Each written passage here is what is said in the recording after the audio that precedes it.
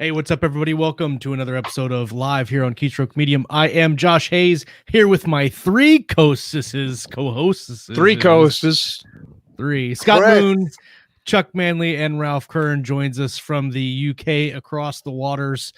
Everybody is in alpha secure quarantine tonight in the KSM studios, and we hope everyone is doing okay out in the internet world.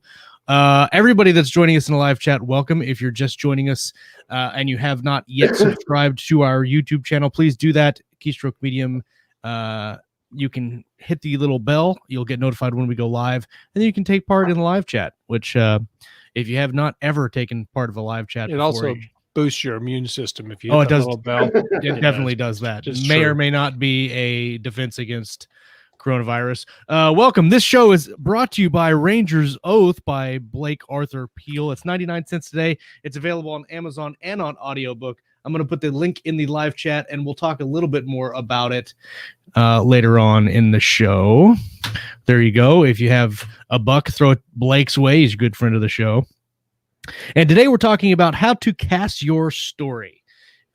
We've dedicated season 5 this year to talking about story and characters in story.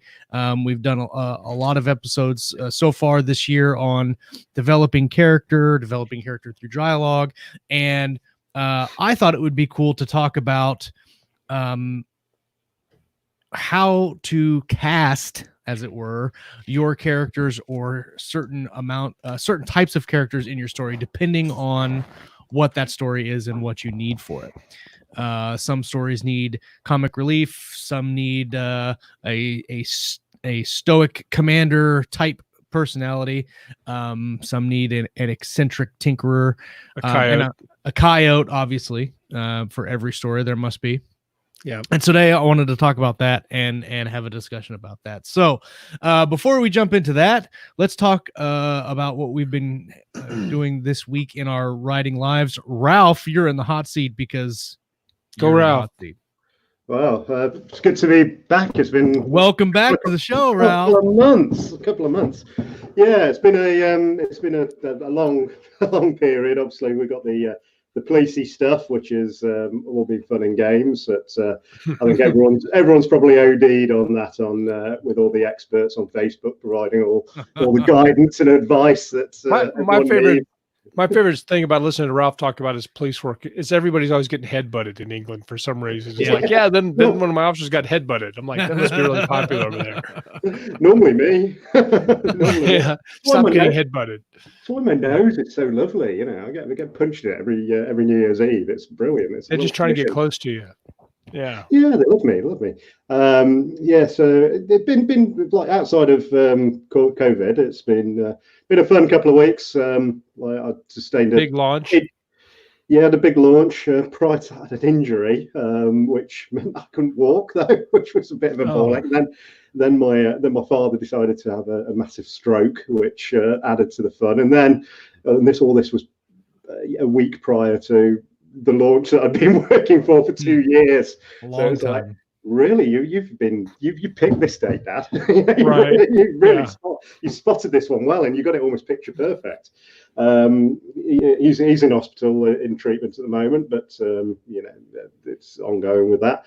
But yeah, big launch. So the one that I've been boring everyone with for a couple of years. The first book came out beginning of this month, sorry. Book 2 is already on pre-order. Book 3 was on pre-order when book 2 releases, and it's going well. You're hanging out with the Galaxy's Edge guys. Yeah.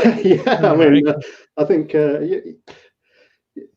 pride may cometh before a fall, but when you see that Galaxy's Edge has a sort of really loyal following, and then when you see sort of amongst all these Galaxy's Edge books, and you got your one there, and like right in the middle, and And just so for people who aren't familiar with the show, we're talking about The Great War is your new series, right? And it's military sci-fi, and it's awesome. Everybody should do it, and it's got a great audiobook that goes with it.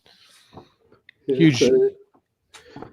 So yeah, I'm really pleased with how it's going, and you're constantly reflecting. What opportunities have I missed? Have I undercooked this? Have I overcooked it? Have I got it bang on right? And the reality of the situation, you're never going to know, right? Because unless you could go back in time and rechange things. Touch wood at the moment, it's it's got the orange banner of goodness on there. It's it's on every sort of like top mill SF or even SF. You've got the also bought, and then you've got like me like in 1, 2, or 3, which is which is quite ego boosting. So yeah, it's nice to see 2 years of work sort of pay off a little bit. So I've been marveling at it the whole time, because it's like, how do you have the patience and the long term planning? I tend to chase coyotes and other furry woodland creatures around and get distracted. So it's been amazing to see you do this whole big long term project. Yeah, well, everything put into it. Yeah, I mean, I was dreading thinking like 2 years, and then it would hit, and then it would like fall off the radar, and it still might. Let's be honest. It's with just under 2 weeks in. It's still got the shiny goodness like markers, and they just released it, but it's not. So it's still going to prove itself, but touch wood, it's performing where I want it to perform. So yeah, I'm happy with that. Okay, can I toss the ball to Scott? I think Chuck needs it, right? But since Chuck's leaning back, Chuck looks like he has his bouncer look Chuck on. is so relaxed right now. I was half wondering if we actually had a meme there, or if Chuck was actually really relaxed. The meme should be wake up, Papa, wake up. That's the benefits of the collar mic. I can like chill. He's like he's our KSM bouncer for the night. He looks like none of you keep the shenanigans down. Yeah, get back the jaded veteran bouncer, not the. They use me at my son at the football games for high school when my son was in marching band this past season. They would always get me to stand where they didn't want the kids to go and just kind of. I could definitely see that. You've got the face where you're like, that guy's no fun at all. Let's not go talk to him. Pretty much. My wife give us your war face. Come on, can we see your war face? That is his war face. No, my wife says I have a resting, pissed off serial killer face. Right. Yeah, that checks out. Yeah, my wife says the same thing about me too. So this week, let's see. Pretty much it's been ruled by my kids and COVID. Mm-hmm. One of my daughter's softball teams canceled the rest of their season, and we just found out tonight while she was at practice that they're delaying the tournament season until like early April, because it was supposed to start next weekend. And my son, we did 4 performances of Phantom of the Opera with his theater class at the high school this weekend, but they were supposed to have performances the rest of this week, and they've canceled all of those, and the kids are officially out of school until April 6th or something. But I have a friend who's a teacher down in Montgomery where they first started catching cases of COVID in this state. And she says this, and that's where the state capital is also. And she says the scuttlebutt among all the education folks down there is that it's going to get extended even further, and pretty much summer vacation has started. So the upside is I don't have to go do all that shit anymore. And I'm actually going to have more time to. I am literally like 3,000 words from finishing this book for Athon. And now that the kids are home and I can just feed them and tell them to go play video games, I'll have time to work because I won't be running around all over the countryside. Yeah.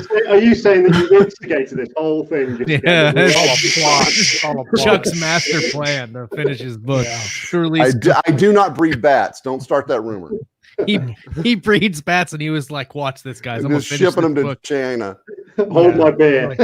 Hold my beer." That guy's got resting serial killer face, and I'm pretty sure he breeds bats. Not serial killer. He's like, we're going to progress you to resting genocidal maniac. I'm Batman. Yeah. But But You yeah, can't pretty trust much anybody's facial hair. that's it's been pretty it. sure. I've been working on this Jack Dark book, just sporadically here and there and where I can in the car and stuff for months now, and I'm so close to finishing it. It's just I can taste it. Mm-hmm. But yeah, I got that one going, and then I've got outlines for my next 6 projects done, pretty much ready to go. I just Nice.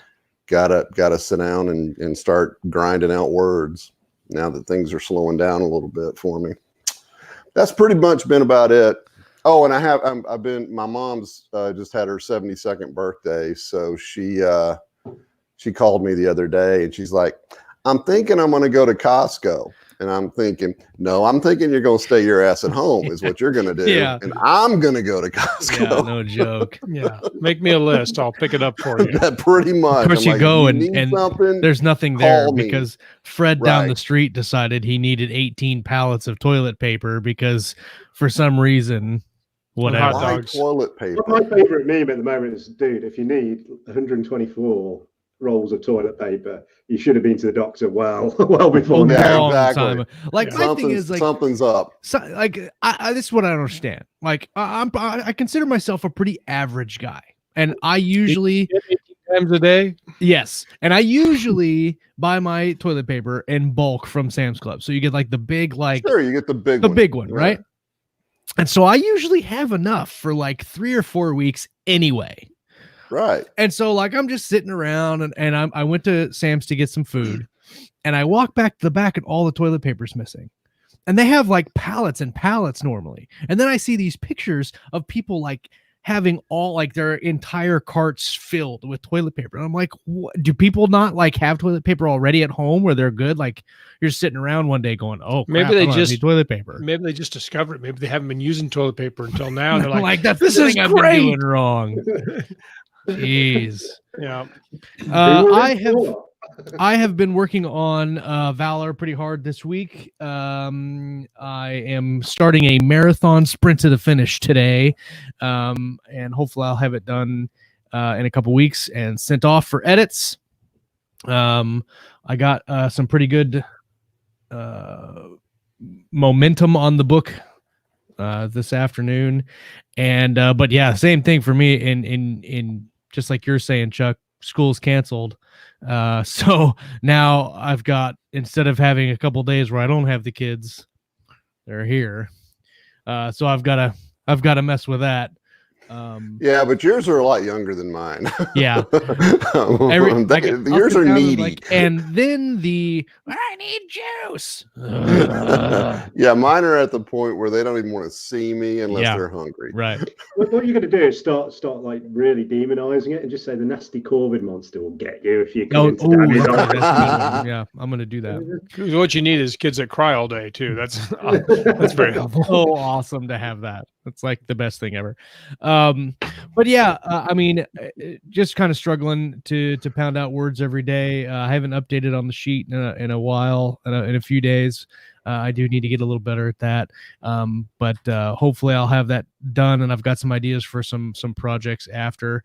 Actually, I got a really cool note the other day on my author page on Facebook that was basically thanking me for a short story that I completely forgot about that I wrote in Hope is Not a Strategy for Chris Kennedy. It's called Leverage. It was one of the stories that Scott and I wrote together. And it was basically like Ocean's 11 in space with some aliens. And it was a fun story to write. And this guy sent me a note. He was like, I just read that story and I thought it was fantastic. And I added you to my reading pile along with David Drake and a couple other people. And I was like, hey, that's cool. Thanks for including me in that illustrious bunch of authors. I thought it was pretty cool. So Yep. yeah, it's cool to get those notes. That was What a about great you, story Scott? and a great anthology. That was a Oh, good yeah. story. Good times. So I did finish the final round of edits on the last Reaper. Sent it through beta readers and all that stuff. So the process with that is I get it done. I sent the editor. It comes back. I send it back. It goes back and forth a few times. Go to a beta reader. So it's kind of it's a fast process, but it's like really intensive. So did that. I've been working on my alien invasion story. I've been kind of a side project I've been picking away at for years, and I'm wrapping up working on on 3 books for Athon, and I'm in the middle of the second book on that. That I think we're going to write all 3 of them before we shoot them out there. So that should be. I'm really excited about that. That book has a really long history. The first book is Brothers in Arms, and it's military sci-fi. It's kind of a World War I-ish in space type setting, but not. It's like if you got stuck in trench warfare on like a hostile planet, and I really like it. It's kind of when I started, it's kind of an artistic risk, because it's written in first person present tense, which is really hard to write 95,000 words in, just going to be honest. But I really like it. So I hope other people like it, because they might say, you're the reason we have all this toilet paper, because you make me want to shit. So, But I will like keep writing more books. So if we run out of toilet paper, then we'll so we can justify this investment. Yeah, I thought about that actually as a marketing strategy. I thought, buy my books in paperback. You never know what you might need them for. It might be cheaper. I won't be offended. Buy like 50 author copies of your books and just have Amazon deliver your books. It might be cheaper than the toilet get them paper. quicker. Yeah, and if with your interview, Scott, with who was it? Fantastic Fiction, whatever it is, Fighting Fiction, or the one from a few years ago, and for a few days ago, and then they had the reading from not the last read, but the Enemy of Man. Yeah. Enemy of Man. Yeah. And they were doing that, and it's been years since I read that when we first met. Must be 5 years ago. So in the politest possible way, it kind of it slowly sort of moved out of my recollection. And I was like, listening to this reading, I thought, bloody hell, Scott! Like even back then, you had a real kind of good grip. Well, thank you. I really like that story. And I like those characters, but those books took me a lot longer to write. I was still kind of getting that speed up, so they took a lot longer. But I really like those characters a lot, and every now and then I wish I'd go back and expand that series. But we'll see someday. Who knows? When we have all the time in the world, we're all quarantined for like 18 months. We can get a lot of writing done. It'll be great. Yeah. I also found that if ever I have Ralph over to visit, I know what kind of beer I should buy to make him like not drink my beer. Because I told him I was drinking Guinness, and he almost threw up. So, I know. We were just talking before the show, and I hate Guinness. I tried it, and this is revolting, vile, horrible excrement of the devil kind of stuff. But I got told, go try an island. So you're not a fan. Not really. I always got told, like, go and try an island, because in Ireland it's however they produce it, it's a lot different how they produce it internationally or wider. So we go on then. We went to Ireland, and not exclusively to satisfy my not just to try Guinness, right? Not just to try Guinness, but to visit. And I thought, right, okay, must have a Guinness. It was. Not only was it like the devil's arse water, it was like somehow like make that 10 times worse, and that is what I was trying to ingest. And I thought, it's not better by any stretch of the imagination. So that's the moral of the story. Don't get, like, no matter what they say about Irish Guinness being the best, just forget it. I guarantee that the devil's ass water is going in one of my next books. I am telling you right now, I'm a big fan of Guinness, but I will never be able to drink one again without thinking devil's ass water. Write that down. Next time you're out, is that possessive? Devil's ass. It's not like plural devil's ass. No, it's possessive. I must admit, I didn't actually say my body was being poisoned. Wow, we're off to a great start. By the second or third Guinness, I'll be ordering the devil's ass water, and the bartender will be very confused. Oh my gosh, I can't with this right now. Well, if you make it, I'm going to create a Guinness cocktail and call it devil's ass water. Yeah, I'll drink it. Oh God! Pull it together, man. I can't right now. This episode is brought to you by Ranger's Oath by Blake Arthur Peel. It's the first book in his Fall of Radiance series. It's an epic fantasy book published by Athon Books. The barrier between worlds is broken. Only he knows the truth. Magic has protected Tarnissim for 1,000 years, shielding its people from being ravaged by bloodthirsty demons. When a young ranger's apprentice named Owen Lund discovers the Ark of Radiance has been breached, he tries to warn anybody who will listen, but legends aren't supposed to be real. When a village is mysteriously destroyed, rangers, mages, and rebels all point to the finger, blaming each other for the demon's brutality. However, Zara Donnell, a mage's ward, has heard Owen's tale, and she is inclined to believe him. Today, they must prove that friendship is greater than tolerance, unity is more important than division, and that even the most powerful magic can sometimes not be enough. Failure means the end of all things. Oh, Look, dude. no. Listen to this. Oh, sorry. Am I out of No, Yeah, you're not. you- But this is the actual quoted last line for this blurb. Oh, please tell me. A second and lasting doom. Doom. Yes. Ooh. Finally. Nice. Finally. The actual Come on in, last Nice. word of the For you. blurb, which means just on general principle, even if you don't read epic fantasy, you have to go buy this book now, because it is the first book ever that we've done a sponsorship for that actually ends in the word that I say when I end the Every blurb. single other blurb, regardless. A second and lasting doom. Yes, that is right. Maybe I should say it the right way. A second and lasting doom. You know, Chris Fox's whole ethos of right to market, by extension, there's right to advertising. So how you market that, Yes. clearly, that book has been written with the goal of marketing it correctly by KSM. That's Yep. true. That's true. 100%. 100%. So I'll put the link in the live chat. It's also going to be in the show notes as well. By the way, big shout out to Ken Britz, who's doing the new show notes for live and the writer's journey.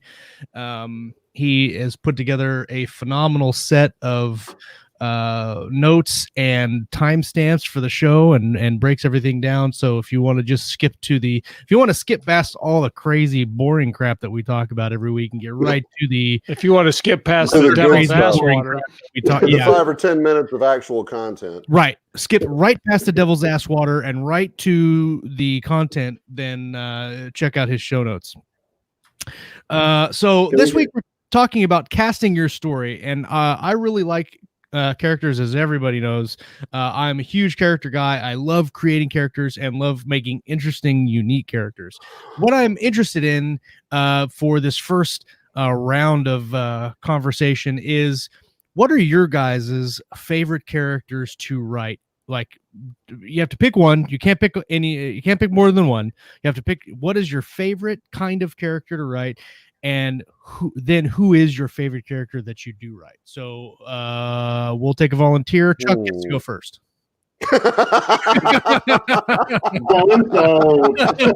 Okay. I'll jump under that bus there, Josh. So let me make sure I understand. What's your favorite kind of character to write, and who is your kind of character? Yeah. Okay, and what is my and who is the favorite the character that you write that you like the most, or that you enjoy writing the most? I tend to like stories with like duos, Holmes and Watson, Han and Chewbacca, that kind of thing. Yep. I pretty much do that in all my books to some degree for the most part. My favorite kind of character to write is going to be, well, I don't know. It's kind of hard to pin down. It kind of depends on the story a lot, but really just the kind of the cocky, the Han Solo type, the rogue. Yeah. Smart, but can hold his own in a fight if he needs to. He's finds rules to be optional for the most part, that kind of thing. Yeah. My personal characters that I've written, golly, man, it's kind of a toss-up, really. It's going to have to be a toss-up between Brace Cordova and Vor's Starstalker in the Cordova books, and Arlo Dandridge and Clint Mercer in the Pickman Files books. I can't really. All four of those guys are so much fun. I will say, of the four characters, probably my favorite character is Vors, because he's just so over the top, pulpy, swashbuckly. He's just, that's my inner 10-year-old coming out every time I write him. It's just a lot of fun. So cool. I think that Ralph should go next. Okay. What about you, Ralph? Probably my favorite type has been the anti-hero type character. Someone who's still trying to achieve whatever the greater good is, whatever the hero would do, but perhaps does it in an unrestricted fashion.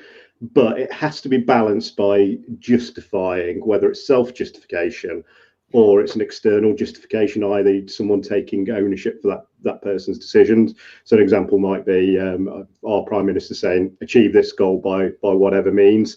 That segues me onto my favourite character that I've written. And don't get me wrong, I don't think this is a particularly a guy I'd like to go for a beer with. But it was Grayson from my Locust trilogy.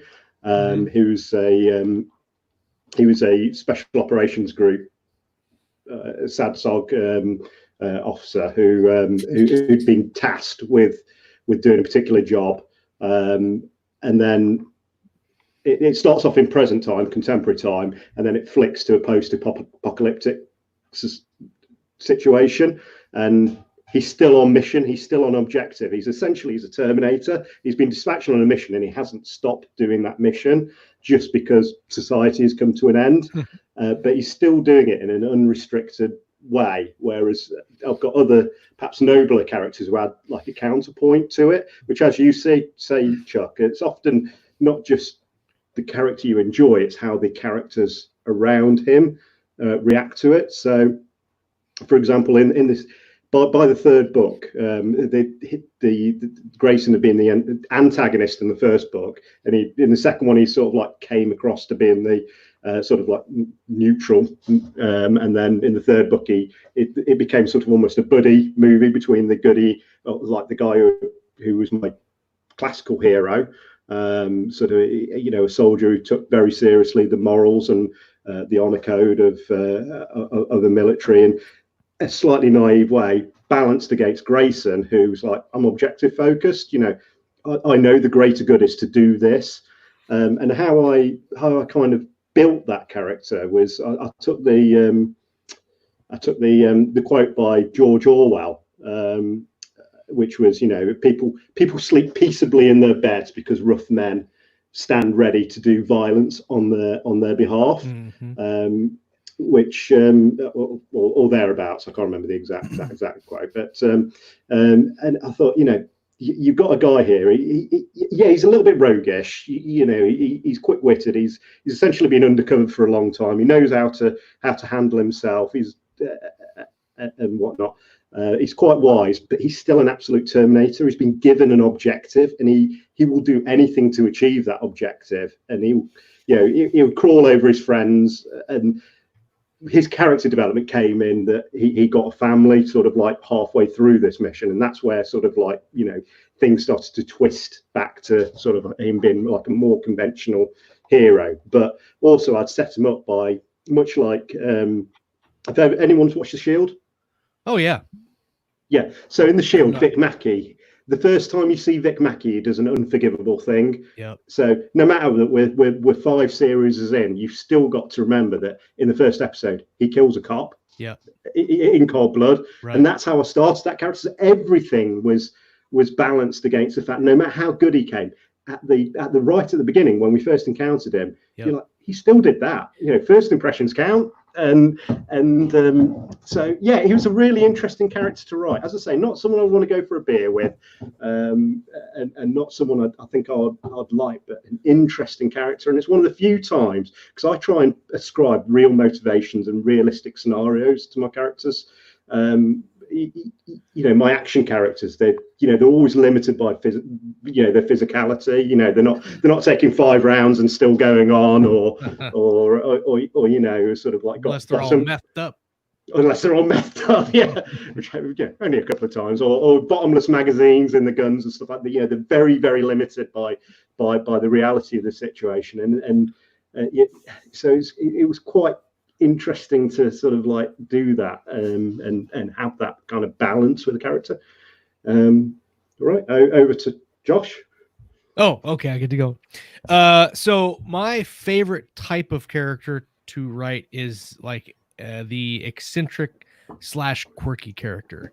I love having a character that is so kind of off the average, that you can kind of do really fun things with. I try to do the more eccentric characters in my short stories because I think that's a really easy way to explore character without getting tired of it, because I think sometimes you can do characters like that and very quickly they can become tired in a long novel.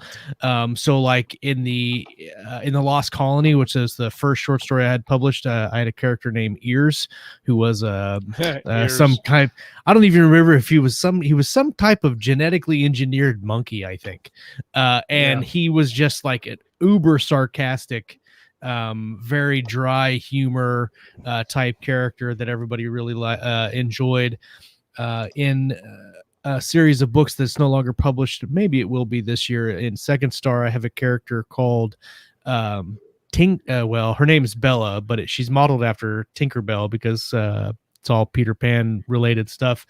But she is basically a really, really smart engineer, and she just pieces all these cool things together and very kind of out there in her way of thinking and very kind of innocent as well. And so where everybody else sees kind of like a negative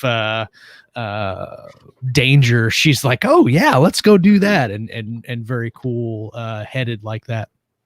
But I think my favorite character to write so far,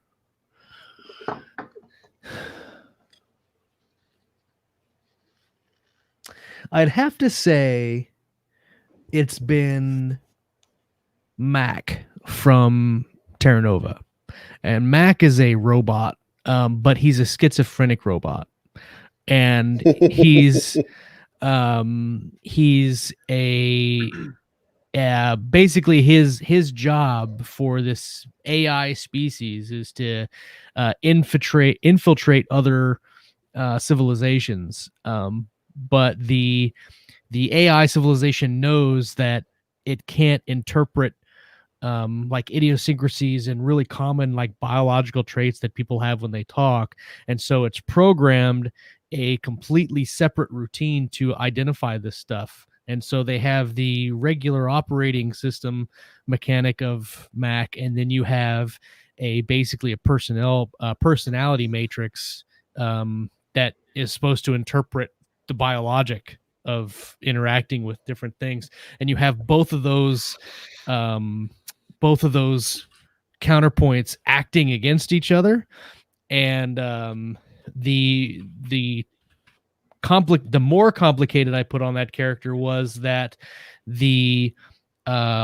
basically the operating system was broken as well. So like he'd be in the middle of talking and he'd have like a hiccup of logic, and he'd have this where he wouldn't, like, he was malfunctioning almost the entire story. And that was really fun to write a malfunctioning schizophrenic infiltrator assassination droid that was all wrapped into one character. And the cool thing about that is that I made it so it was when the personality matrix is Mac, it's Mac and Sid. Sid's the operating system, Mac is the personality matrix. When Mac talks to Sid, he talks out loud, but when Sid talks to Mac, it's all internal vocalization. So if you're standing next to Mac, he's talking to himself, but you can't hear the other side of the conversation. So he's responding to voices, basically. Yes. And so, yes. Nice. Yeah. So that was a really cool dynamic to kind of play around with, and you write it from his POV, so you understand what's happening with the character. But then as you write it interacting with Mac from another character's point of view, and you hear the robot talk to itself, and you're like, yeah, that does sound really quirky. I thought he was one of my favorite characters to write, and hopefully I'll be able to write some more of him if I can write some more in the Terra Nova universe this year. We may be doing that, and he would be another character that I think would be really fun. So that was mine. Shades of Douglas Adams, because I think there was a clinically depressed robot in the Hitchhiker series. Yep. Marvin the paranoid android. That's it. Yes, that's it. Got the brain the size of a planet. Yeah. And you want me to open doors? Those are great books, man. Baird, today you're asking the about my character. It's in the Terra Nova series. It's Mac. He comes in book 3. That's your collaboration with Richard Fox and Terra Nova series. Yeah, Terra Nova series with Richard Fox. Spin-off of the Ember Wars. Which the 4th book, Hales War, actually comes out on audio next week. Well, that'll be fun. All written read by Luke Daniel. What about you, Scott? What's your favorite character type, and who has been your favorite character to write? I've been sitting here drinking beer, listening to all you guys talk about your favorite characters, and I'm not sure I know anymore because I'm pretty lightweight and I'm almost done with my second Guinness. So really, I have no idea. Your second Devil's Ass Water. Devil's Ass Water. Yeah, I've consumed how many ounces is that? I can't even read it without my readers on. Like 32 ounces of Devil's Ass Water in the moon. No, I really like writing a Guardian archetype. Kind of in kind of a heroic, flawed, anti-hero type character. But I also like what Chuck was talking about, the Watson and Holmes, or Sherlock and Watson or whatever, because I think that's a great way to deliver the story world to the reader, because they can talk to each other and stuff like that. And recently, I don't always do that, but like in the Reaper series, he has an internal limited artificial intelligence. And that seems to be kind of a reader favorite because he can talk to himself, and his little robot voice gives him shit and is, always on his case. And so that's fun. But in general, I think I really like writing the side characters the best, whatever that is, whether it's whether it's another hero type, or whether it's, or whether it's like even kind of a villain or just a side character in general, support any supporting cast. But they seem to be more fun. I think that's because the pressure's off. When you're writing your primary character, you got to do all those things. They got to be funny, they got to be strong but vulnerable. They got to have challenges to overcome, but skills to do all these things, and so there's a lot more pressure, and you spend a lot more time with them. So sometimes it's like a nice vacation to go over and write the secondary characters.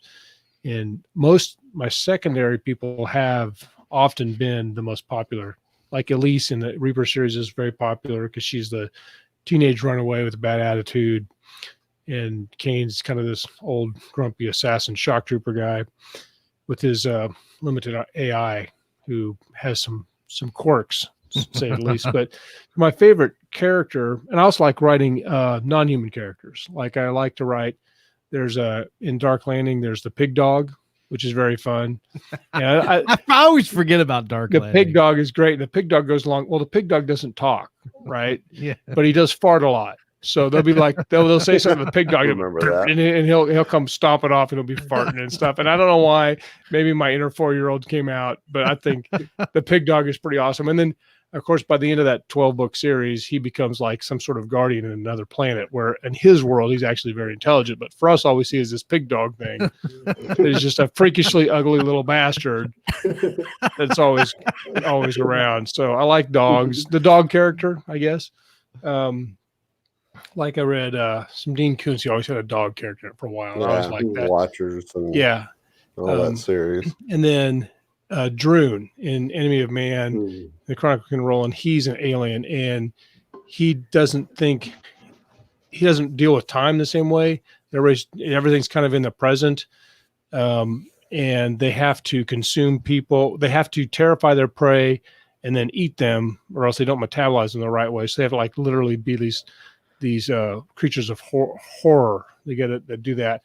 And he's an interesting character when you're in his viewpoint to write. And most of the chapters with him are not very long, but they're very interesting. They're very hard to write.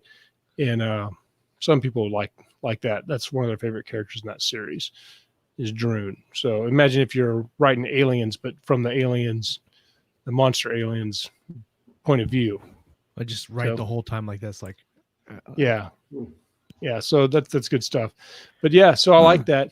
When we were talking about characters before, I had complained to Josh about not complained. I started reading The Blade Itself by Joe Abercrombie, and I'm reading that whole series, and I think it's fabulous. But there is one character named Jazald Dan Luthar, who's kind of a dandy and a kind of a brainless guy, that a womanizer, and he's just so annoying and incompetent, and it drives me crazy.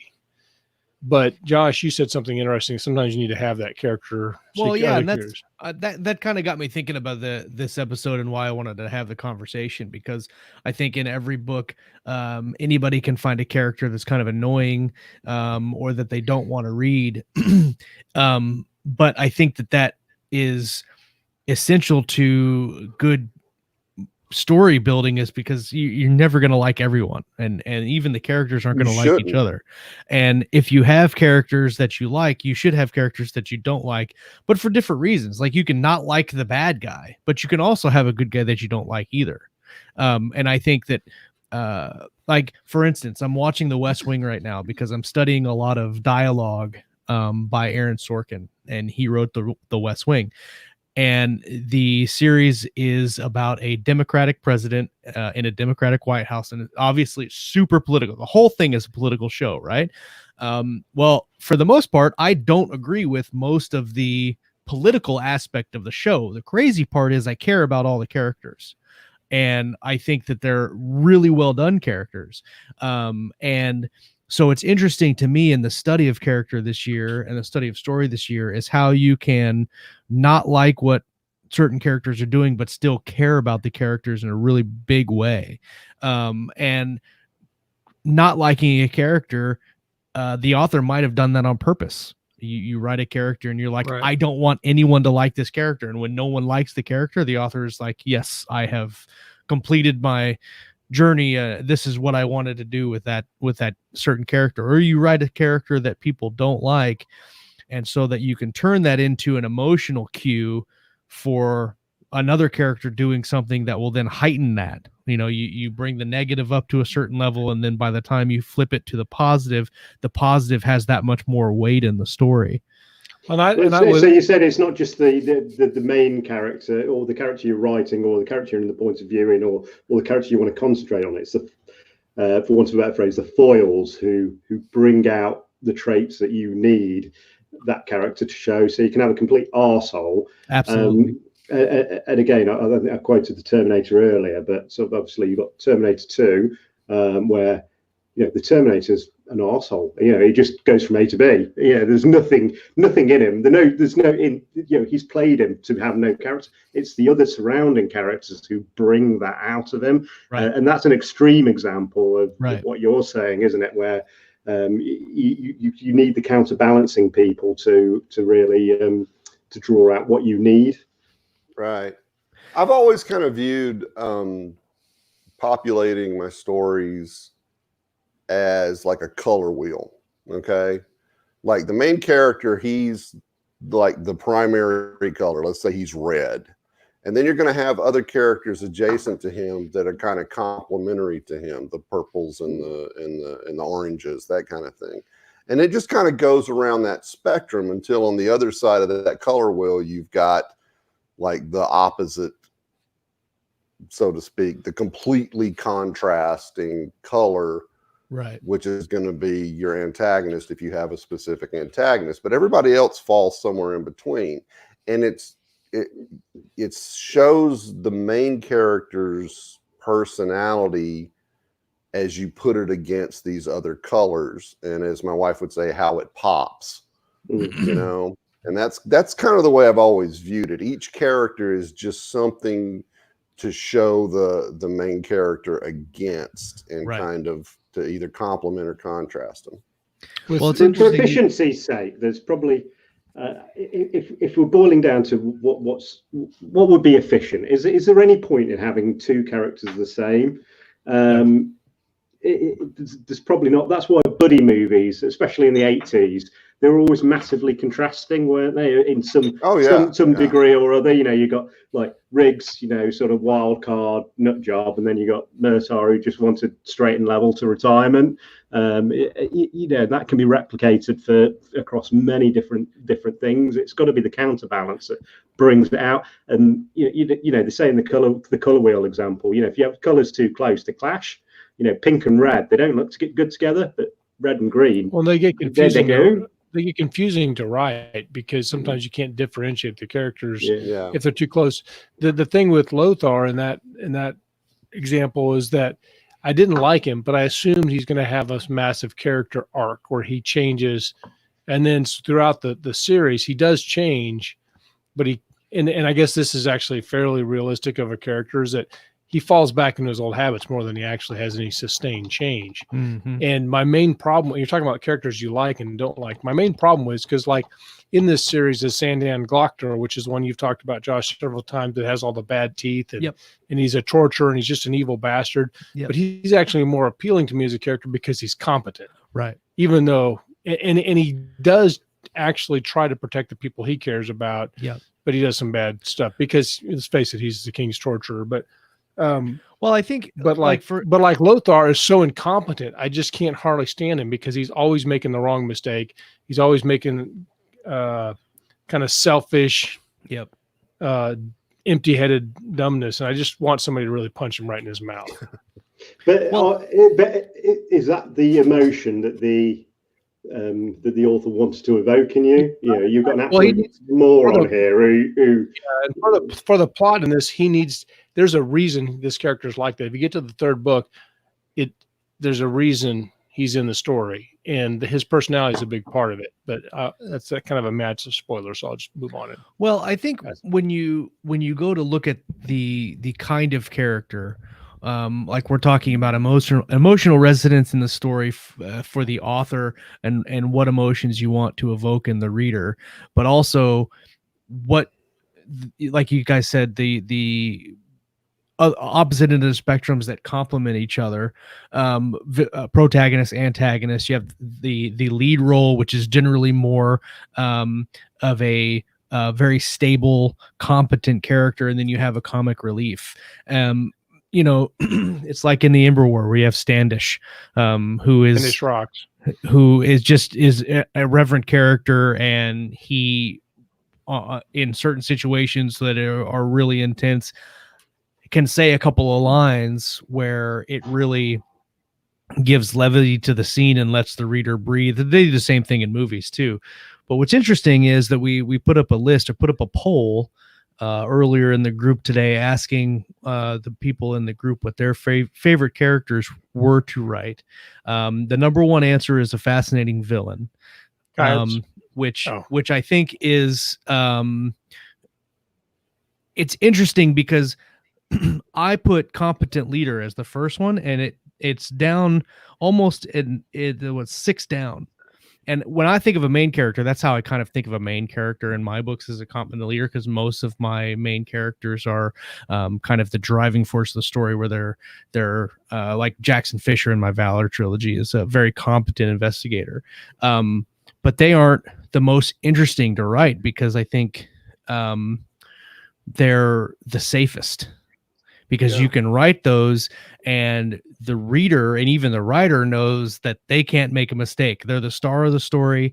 They're going to survive unless you're Ned Stark, and they're the safest to write. I do have to point out that Animals is above competent leader. Animals is above competent leader. And I think that's interesting too, because a lot of writers, and even I do this too, can do fun things with animals. And you mentioned it, where you're have a character that's talking to an animal, and animals are very central to our lives. But even in sci-fi fantasy, like you've got the tree cats in Honor Harrington that actually have a telepathic response or a communication ability.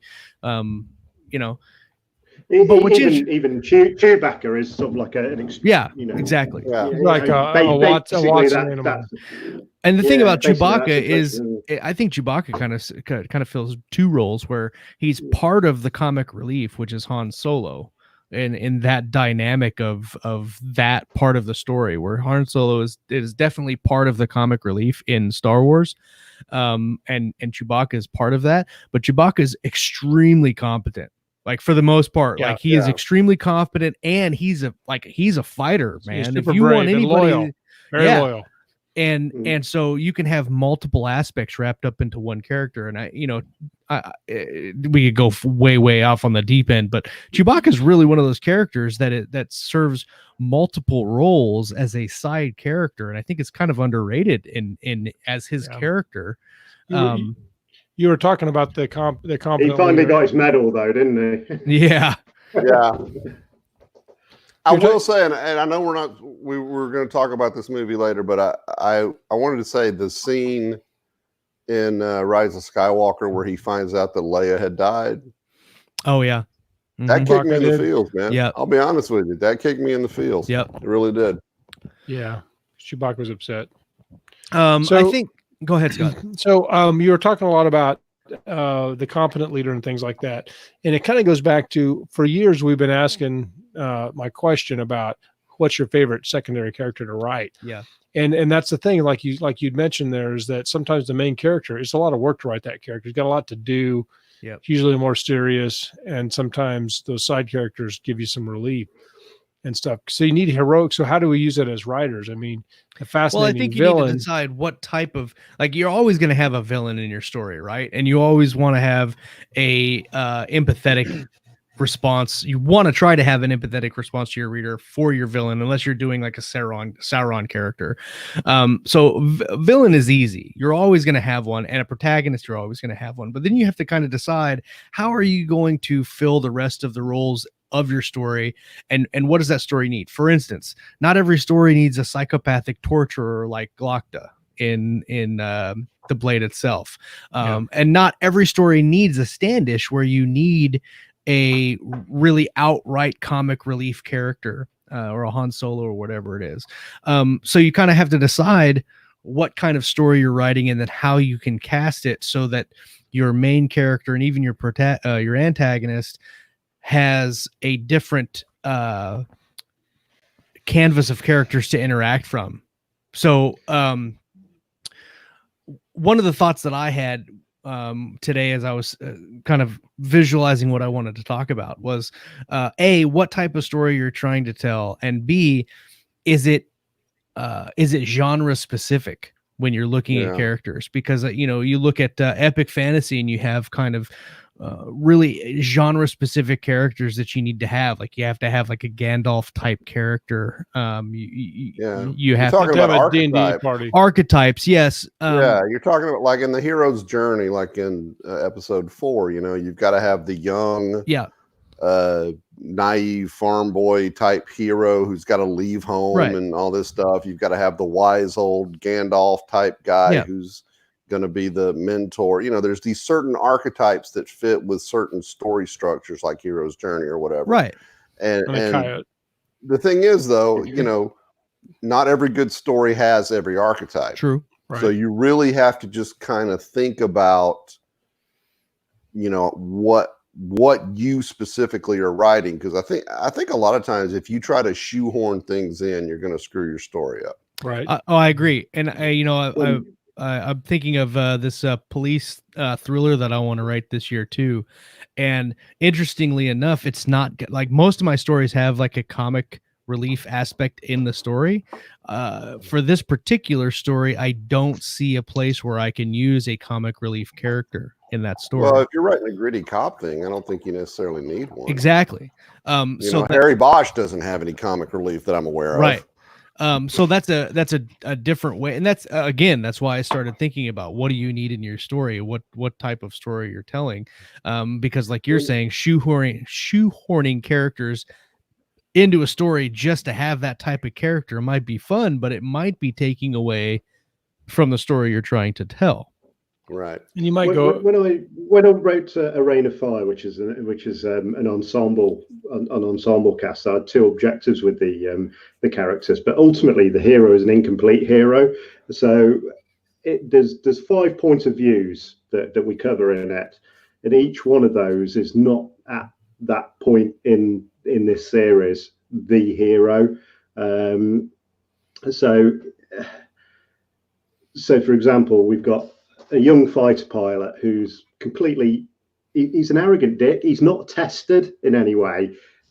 He's clearly been told his whole life he's the best because he's got through school, he's got through academy, top scores, etc., etc. He's been put in a fighter, and he gets out there and he discovers he's good, but also he discovers that fighting is hard, and the other person wants to fight as hard as he does to stay alive, and thinks exactly the same because it's quite an elitist environment he's in. You've got a young private, all he really cares about is getting home to his wife and kid. That's all he cares about. The grand theatre of war, the grand spectacle. It doesn't matter. He signed up for a paycheck. Yes, he is patriotic, but ultimately no one tells him anything. He's given the mushroom treatment. He's kept in the dark. He's treated like shit, and he just wants, he wants to live for the now, get through today, and get home, because he's got not quite the buy-in with the wider strategy. You've got the captain of the ship who's like a little bit kind of, I actually found him quite, between you, me, and the four walls, the dullest to write, because he's sort of like your standard sort of competent captain. There's no way he'd be in that position if he was like screwed up in any way, shape, or form. He's just sort of a fairly steady character. But then on the opposing side, I wanted to make sure that the opposing side was covered, because I wanted the opposing side to be as competent. I wanted the readers to buy in to the opposing side as much as the heroes. They might not like what the opposing side stand for, but they might like the personality, the duty-driven character traits of that personality. They may not like the governmental system that they work for. And so she's a more experienced military commander, but she's working for the wrong side, and then you've got all those clashing, and but each one sort of isn't the complete picture, if you get me. Right. They're not the whole one. And I kind of coincidentally, when I started writing A Reign of Fire, and Dunkirk had come out before, but I'd never got round to actually watching it. And Dunkirk it's a great movie. Is a scenario, and very much that's sort of like the scenario I almost replicated. I'm not saying that I'm in any way the kind of the genius of that movie, because it's fantastic. But it's a great movie. That kind of moment where all the characters clash. They're all separate, and then they're all aiming for one glancing point in the story, and it comes together for one chapter, and then they diverge away. They clash off each other, diverge away from each other. But at that point, you kind of see everyone sort of meeting and everything just working. Once it all reached a crescendo, and then done again, and then each of those characters will go on and become the main character in ongoing stories, where they'll be the sole focus, or they are the sole focus because they're written. I like that. Yeah. So it's just hopefully it provides that depth, so that we've got this character, but we know there's all these characters with all this massive kind of backstory behind them as well. A huge epic cast. That's something that's different. Like I've been writing almost on accident in first person, which I never thought I would do. And so I have characters, but so you have characters from lots of different points of view in different places. And so they can have their own story arc, their whole thing. And so that would be a good example of a much bigger cast for a story. Well, that's the tactic that I actually used to use quite a lot, because I had a problem getting close to the shoulder when I was writing. When I'd draft in third person, it was always it was over there somewhere. That's where the camera is, over there, and I needed to get that camera closer. I needed to get it on the shoulder. And one of the tactics I used was to write in first person. Yes, by the time you see it, the novel's in third person, but it's all like I felt that, I did that, and it's just a handy tactic. Just make sure you would get a good editor and proofer to go through it. Otherwise, but that's a neat hack, though. Intentionally writing in first person, but then finalizing in third person. It's interesting. Can you guys? Can you guys, as we're wrapping it up here, can you guys think of a because there's a lot of characters on this list. What's interesting, I just saw at the bottom of the list, Carter freaking Hayes is on the list, which I think is pretty cool. If you haven't read any of the Through the Wormhole or Exploration short stories by Nathan Heisted, or my new series, or Ralph's new series, Carter freaking Hayes is a recurring character in all of the stories. I have about 6 different stories that have CFAs or Carter freaking. Yeah. So I'm curious. A lot of people put damsel in distress, fallen heroes, a slightly deranged bad guy or a completely deranged bad guy. I think somebody put completely deranged good guy. Can you guys think of something that you've seen recently or that you've experienced where the character type in the story is either overdone or unnecessary, or had they been done differently could have affected the story better? Can you think of anything off the top of your head? As I'm thinking of it, I can't think of any character that I've read that I was like, I don't know that this really needs to be here. But I can think of characters where, like in my own writing, where I have written a character and I've gotten to say the end of the book and realized that their character was slightly redundant. And so in Valor 2, I had a completely other point of view character in the book, never made it into the book, final book, but she was a character in the book that I wrote specifically for a certain event. And then by the time I got there, I realized I didn't need her and took her out. But it wasn't something where I was just trying to shoehorn her in to make the character work in the book. I actually liked the character. It just didn't work out when I got to that point. I can think of one example recently, or relatively recent. When I was writing book 4, which is all set on the Russian front, I kind of thought, I'm writing in such a kind of alien environment. I need a British or an American analogy character to kind of counterbalance this, because the main character's operating in. Have you read the Warhammer 40k Imperial Guard kind of things? So she's just one private in a massive army. Mm-hmm. So that she's one cog in the machine. I thought I need a sort of like the classical kind of hero to counterbalance that. And as I was going through it, I was like, no, I don't anymore. And I'd kind of like had this sort of like 3 chapters in the main story arc, and then 1 chapter in the like back at home story arc. I was like, no, just pull it out. So I pulled it all out, and then brilliant, I've got a reader magnet there, which is it's an own sort of. So it completed an objective, and quite a good one. But I kind of it was my own lack of confidence in thinking, can you pull this off? I've got no doubt that I'm not unaware of.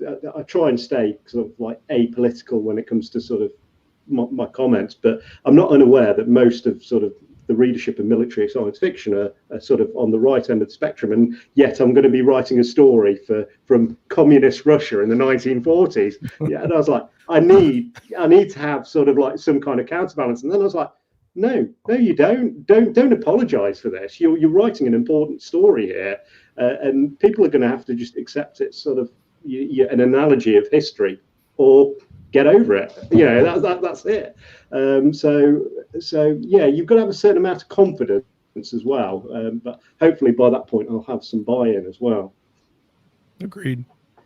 Scott or Chuck, any thoughts?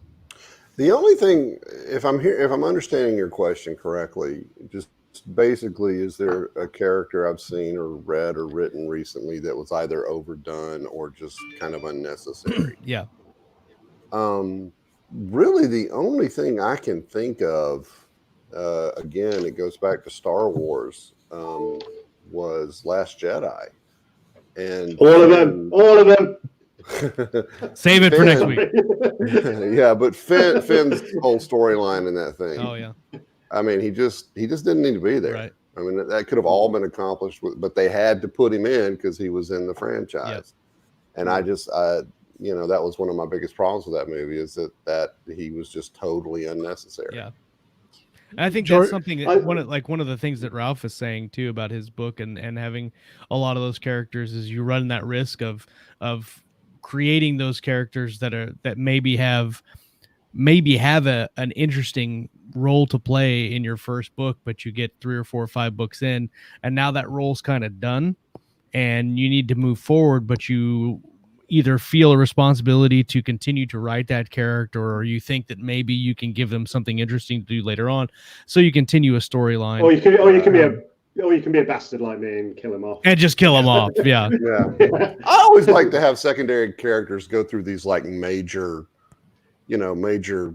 character shifts, just kind of on the periphery of what's happening with the main character. I think that's always kind of interesting to do. Yeah. How about you, Scott? Well, I always, when you ask this question, I always think about George R. R. Martin. He has his characters, he has repetitive character types, but like their characters never come in contact with each other. Like he has one character archetype in his stories, and it's like the big, burly, super brutal, ruthless soldier type, like Sandor Clegane, Strong Belwas. I can't remember the other guy's name, but he was part of the Golden Company, and so in the TV series, they just eliminated all those or collapsed them into one. And I really like those characters, so they kind of pop out to me. But if you look at it, and when a book gets that big with that many character points, these are literally the same character. They're just in a different part of the map, basically. Right. So that sometimes you've got to get that control over it, haven't you? Because otherwise, it can turn into a hydra. You know, constantly branching things, and the characters you like to that you enjoy writing and find easy to write have a high probability of multiplying. Yes, you know, like I like to write the guard, or like we all like to write the Han Solos. You might have a book that has like 6 of those characters in there because they just pop up in variation. Yeah.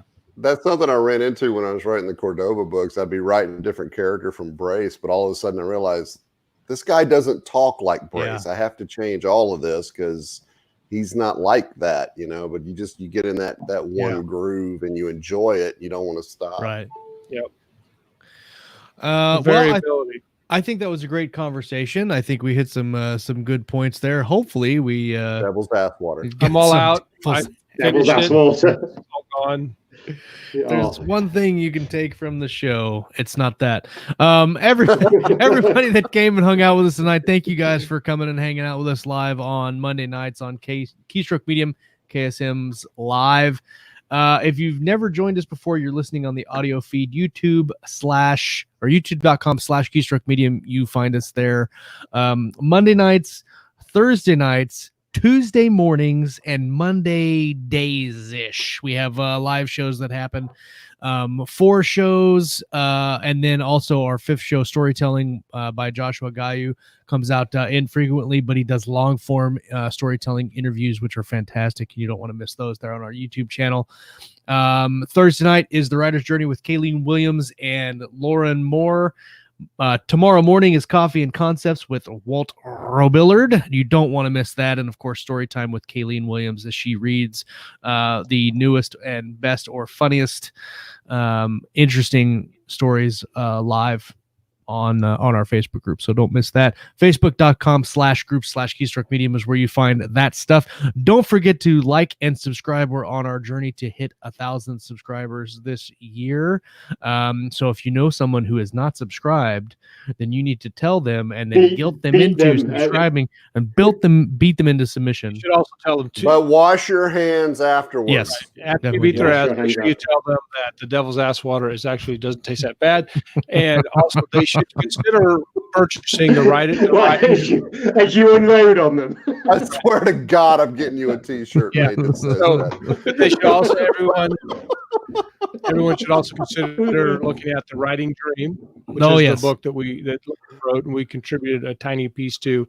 It's good for the show and it's got some good tips and it talks about what we do on the show. So The Writing Dream, if you haven't read it, you should share it with friends who are writers. It's a good book. I'll link that in the chat as well. The Writing Dream. Lauren Moore did a fantastic job compiling this book and writing it.